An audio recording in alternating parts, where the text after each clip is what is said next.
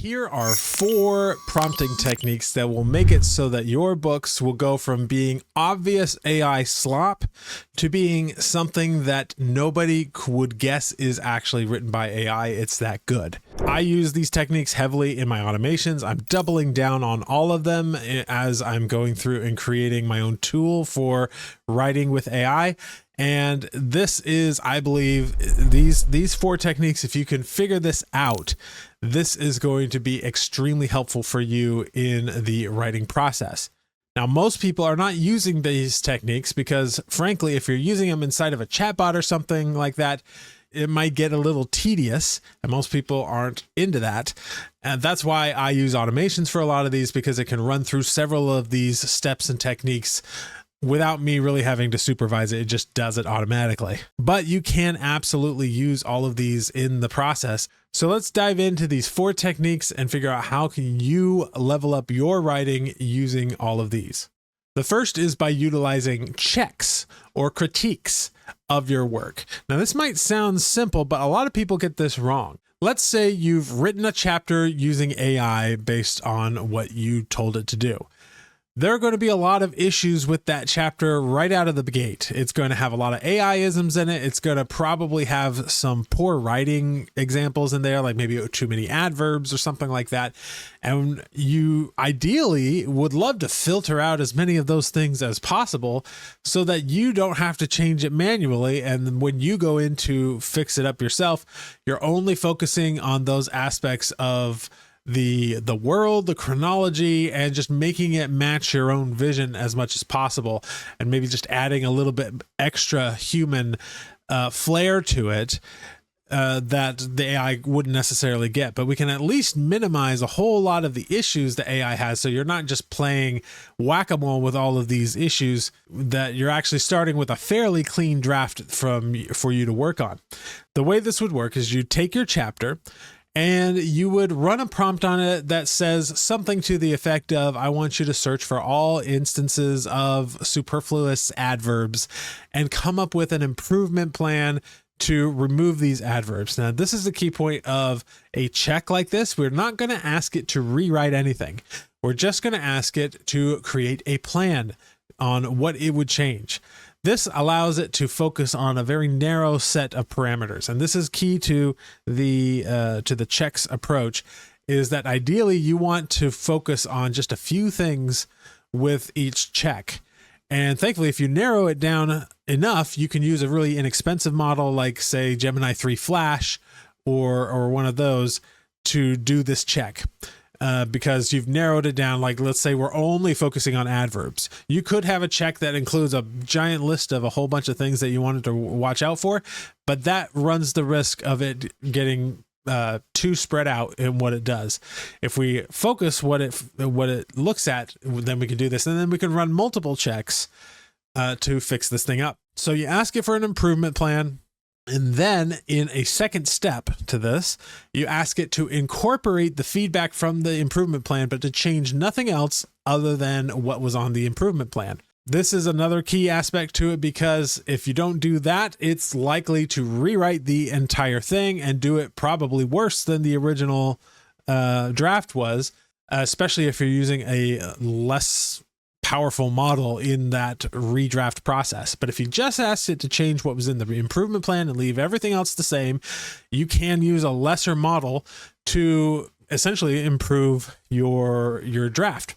So this is a technique that not enough people are using, partly because it takes quite a lot to go through all of these checks if you're just using a simple chatbot, though you can do it. This is why I do it inside my automations, where I will just have a series of these steps that it goes through, and it just does them automatically. And you can have all kinds of checks. You can have checks for adverbs, check for dialogue tags, checks for the logic and plausibility of the scene, checks for various types of AI-isms. Like, you know, that thing that AI does a lot where it says, it's not just this, but it is also that. That's something that AI does quite a bit. You could create a check that specifically looks for that particular type of phrasing and gives you an alternative to say instead. And then you just run that check and it filters out all of those things. It's a great way to utilize humanization in this whole thing.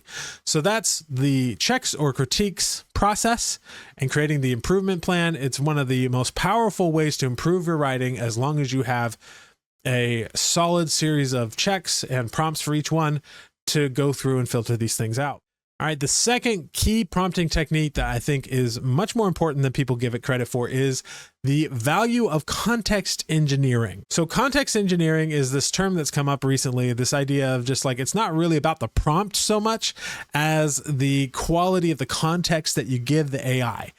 So from a fiction writer's perspective, this is pretty obvious. This means like you give it all of the information about your world, about your plot, about your characters that you want it to know. If you don't give that information, it won't know. It'll come up with something more generic that doesn't match your vision. But it actually goes a little bit beyond this. For instance, if you're writing a chapter and you're providing it with a whole bunch of information, it might pick the wrong bits of information to write that chapter. Instead, we kind of want to curate what gets fed into the AI's input when it's writing this chapter. So maybe only the characters that are in that scene, or just the key details that it needs to know for that scene. If you're using a tool like Novel Crafter actually is excellent at managing your context and making sure that only the little bits of information that the AI needs to know for that scene that you're writing is the stuff that the AI knows. Novel Crafter can be a little bit of a complex platform, but it is excellent at context engineering. If you're running, say, an automation, which is how I do like 90% of my AI writing these days, I would put some steps in there that kind of look at what needs to be written and then looks at the total character sheet and all of that, and just selects the pieces that need to be used in that particular scene. And then those pieces are the ones that are passed on when writing the chapter. Another key aspect of context engineering that you need to keep in mind is not giving it too much context. This is not just because you don't want to give it information it doesn't need, but also because this can actually water down the prompt.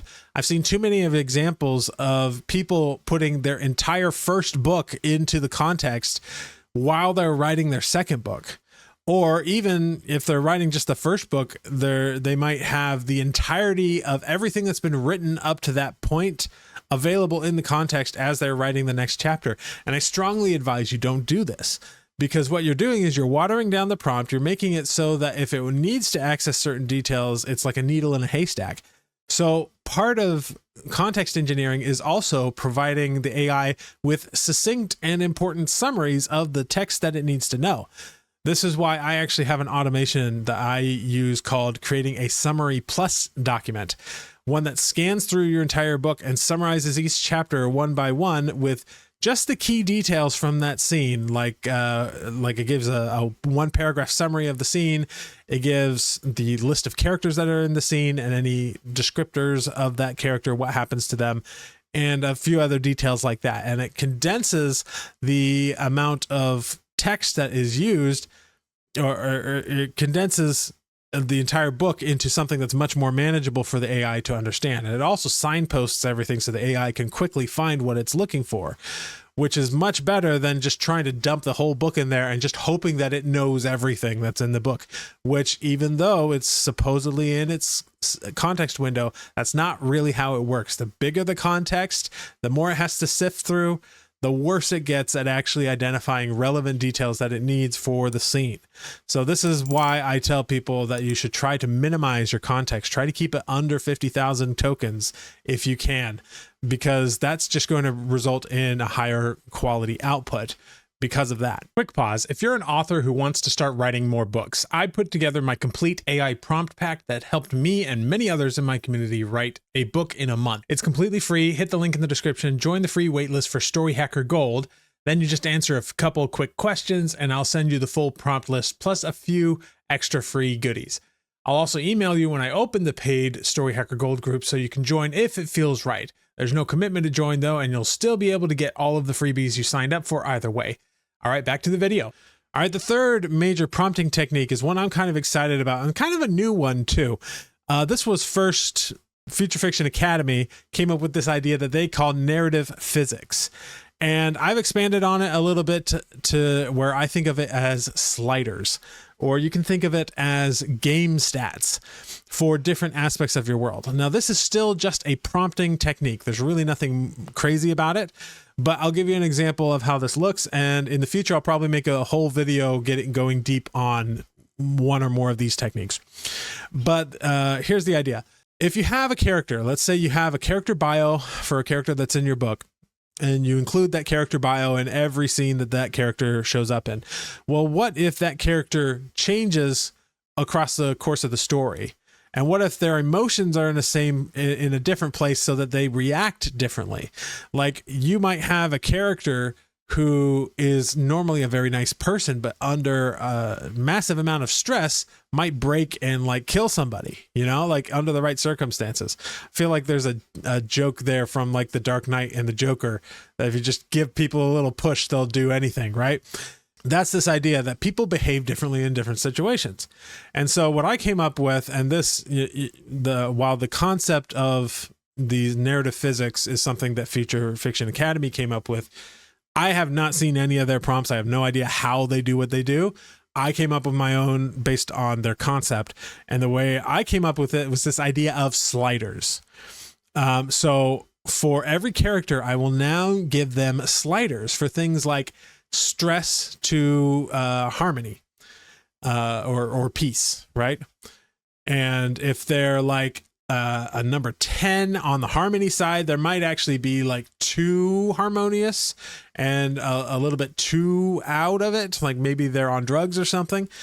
But if they go all the way to the other side of the slider, like a negative 10 on the stress side, they're like so stressed they're having a panic attack. They're literally on the verge of dying. Whereas we can pick somewhere in the middle is where their baseline is.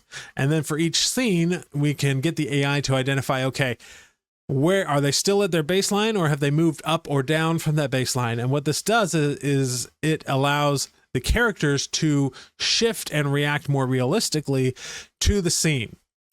And so this is an excellent technique to get a little bit more variation about your characters so they don't always sound monotone and the same all the time.